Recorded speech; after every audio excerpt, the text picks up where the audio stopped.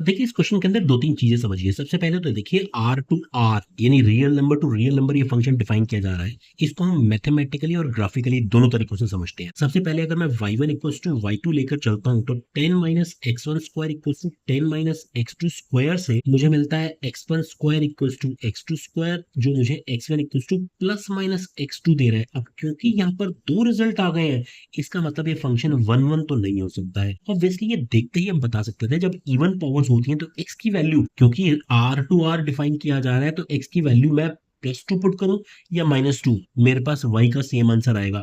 इसका मतलब ये मिनिमम फंक्शन है, 1-1 तो है ही नहीं। ओके, एक तो चीज ये ध्यान रखिएगा ऑब्जर्वेशन वाली। और दूसरा ऑन चेक करने के लिए अगर मैं y equals to 10 minus x square से x की वैल्यू निकालूं y की टर्म्स में तो मुझे क्या मिल जाएगा 10 minus y under the root plus minus. और यहां से मुझे ये क्लैरिटी मिलती है कि 10 माइनस वाई जो है वो ग्रेटर देन इक्वल टू 0 होना चाहिए।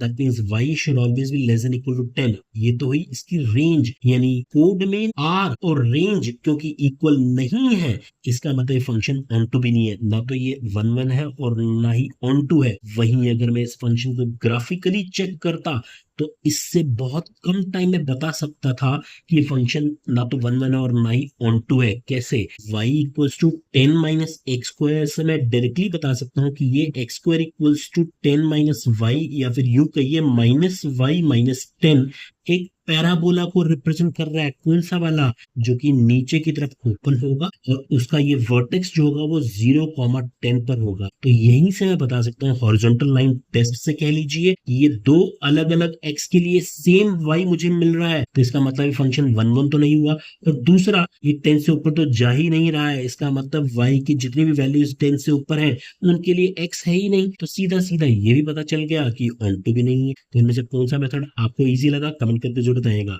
All the best.